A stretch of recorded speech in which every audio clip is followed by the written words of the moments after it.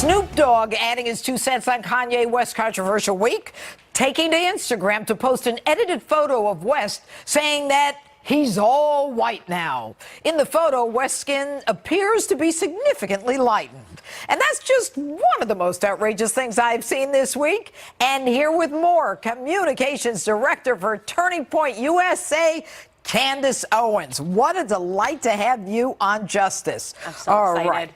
Well, we're excited to have you. Let's talk about this whole thing about the new Kanye is white. What is that about? Let's think about this. Let's do the inverse here. Obama becomes president. Taylor Swift, tweets out her support of him, and then all of a sudden a bunch of other white artists begin showing her face painted black. What would everybody be saying about that? Racist. They would be calling it racist because it is racist, and Snoop Dogg is not excluded from being called racist because he's black. This was a racist act. Okay, and he's basically calling him an Uncle Tom? Correct, Uncle Tom. And at the end, I mean, does he join the whole other part, or everyone? It's McCarthyism, isn't it? Honestly, it's disgusting behavior, and I say this all the time. The most racist things that have ever been said about me on my journey towards conservatism are said to me by other black people, not white liberals, not white conservatives, other black people who refuse to allow you to think differently than what they've identified as the proper monolith. That's a very interesting. That's a very interesting thought, because I mean, someone who is white doesn't say you can't think this way because you're white. I mean, do they? Is that the groupthink, or is the groupthink just in certain communities? It's the groupthink in certain communities. I mean, it's just the black people that are voting for the Democratic Party 93%, so that's the problem, is that they don't understand that they're not thinking differently. And when somebody dares to think differently, this is how they react. It's vicious and it's ugly, and I'm really upset with what Snoop Dogg did here. It's disgusting behavior. Well, it's invoking a certain fear that if you don't join what everyone else is saying, it doesn't give you the ability to think for yourself. In any event, I want to go on to a Detroit radio station boycotting Kanye West music. Take a listen to this. As of this moment, we will #mute Kanye on the morning bounce, and we will not play any of Kanye West's music. We are banning Kanye West music from this radio station. Okay, now that is a decent-sized radio station banning Kanye West music because Kanye West tweeted that he likes Trump. Yeah, and like I always say, challenge yourself to consider the inverse. Challenge yourself to consider if they banned Taylor Swift's music because she supports Obama. It's saddening and it's disheartening to me that this is the reaction that he's getting from people that once loved him, because he doesn't think the way that they want him to think. His mind is not his own. This is why I call this ideological slavery, because that's exactly what it is. They only enjoy you to the extent that you celebrate their own ideas. Interesting. I want to jump now because we don't have that much time.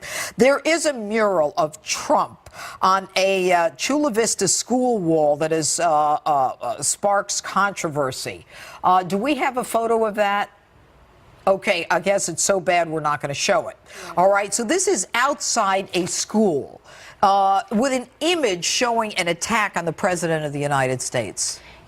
It's unacceptable, but I don't blame the students. I don't blame the parents. I don't blame the artists. I blame the media. I blame the celebrities for making people think this is acceptable behavior. Every award show we watch, they're mocking the president. We have songs that are coming out that are mocking the president. We have Snoop Dogg releasing albums that show the president dead, where he's pretending to shoot the president. What do you expect the response to be when they're watching people that they idolize say that this sort of behavior is okay? Of course, it's going to start to take place on a more molecular level, and that's exactly what's happening here. It reminds me of when they were taking a knee in the football that whole thing going on, and kids at schools, high schools younger, they're taking a knee too. They kind of follow what they think is being taught to them or what's being imposed on them. Scary stuff. Monkey see, monkey do is exactly what this is, and it's sad and it's dangerous because the slope is very slippery. Let's see if there gets another president in there that's Democrat. You can't then say that this behavior is unacceptable down the line. You are an amazing young woman. Candice Owens, thanks so much for being with us. All right, the left's attempt to shut down and just demonize conservatives in this country is ramping up again. This time, they're attacking African-American conservative commentator Candice Owens for taking on Black Lives Matter protesters during an event at UCLA. Take a look. What is happening right now in the black community, you're going to hear it in this room first. There's an ideological civil war happening. Black people that are focused on their past and shouting about slavery, and black people that are focused on their futures. Victim mentality is not cool. I don't know why people like being oppressed. It's the weirdest thing I've ever heard. I love oppression. We're oppressed. 400 years of slavery, Jim Crow, which, by the way, none of you guys lived through. Your grandparents did, and it's embarrassing that you utilize their history. You utilize their history, and you come in here with more emotion than they ever had when they were living through it. More emotion than they ever had when they were living through it. It's embarrassing. You're not living through anything right now. You're overly privileged Americans. And on Saturday, Kanye West praised Owens on Twitter, and he wrote this, quote, "I love the way Candice Owens thinks, but not everyone of Owens is a fan with compliments and support Kanye West's support." Look at what Tom Arnold went on a sexist, brutal, vicious, hateful, racist tirade on Twitter. Here's just some of what he tweeted. "Aside from being an insane alt-right race pimp, Candace Owens thinks Donald Trump is literally the Messiah, not you, at Kanye West, so you might want to reconsider." He also wrote, at Real Candace, "Good luck glomming on to Kanye West. His family already told him you were a phony and a fraud, a former Democratic bad actress." But I don't even want to talk about this anymore. Candace now joins us here. You are a total star. I watched that tape. I am so impressed and so happy for you that you have this gift. But I am so sad for you also that you have to take on those vicious attacks like that. Thank you so much, first of all, for the compliment. It means a lot coming from you. And let me tell you, do not be sad for me. This is exactly what I wanted. This is exactly what I intended to happen, because I knew exactly what I was going up against. When you go up against the left, this is what they do. They try to essentially say that you are not allowed to think differently. I say it all the time. Blacks are ideological slaves and pawns to the Democratic Party. Try and invest in real estate. If you don't put your money on under a mattress, believe me, I know what you mean. It's not the same, though.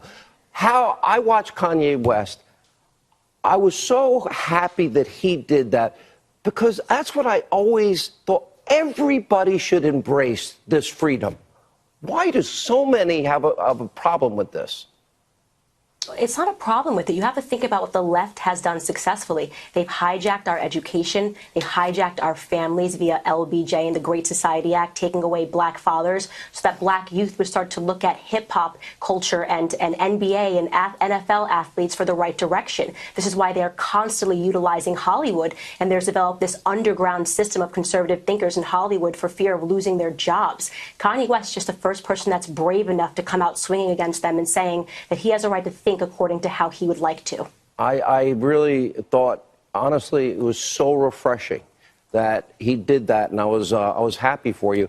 You know, a very dear friend of mine, Deneen Borelli, she's been a guest on this program often. She wrote a best-selling book, Blacklash. The first thing she writes in the book is Google my name. And because she happens to be a black American who is conservative, the things that come up are the most vicious. Why? Why do you think that is? Well, I think that the reason is because politics is downstream from culture. And if they lose the culture war, they lose absolutely everything they have. They cannot afford to have black people thinking differently. If we move the black vote even 5%, the Democratic Party is absolutely finished. So it's essentially a house of cards that they've been building. When you get black icons like Kanye West, you get... Oh, I'm sorry. Go ahead. Finish your thought. On. No, finish your thought. Or you get black stars to speak out against them, they're in serious trouble. Look at under President Trump, black and Hispanic unemployment is at the lowest level it's ever been at. 14 states have record low unemployment numbers. After 8 years of President Obama, 13 million more Americans were on food stamps, 8 million more were in poverty. I said that every night. Do you think this is going to change? Because the Democrats, every year, every election year, they play the race card. Republicans don't want to count you in the census, the James Byrd ad, and so on and so forth. Do you think this changes? Is there a cultural shift based on results coming? 100% there's going to be a cultural shift. And you mentioned the Black Caucus, which stood for more food stamps when Obama announced it, but sat when Trump announced black unemployment. That is disgusting, okay? And that is because they work for leftists. It has been infected. It is a swamp. And I'm telling you right now, we are on the brink of an ideological revolution, and the black community is going to start waking up. And I'm so happy that I get to play a part in this. I got to tell you, I admire you so much. You are a force of light and a star, and I am going to really enjoy watching your career trajectory just soar. And I wish you all God's grace and success in the future. Thank you so much for being with us, and thank you, Kanye.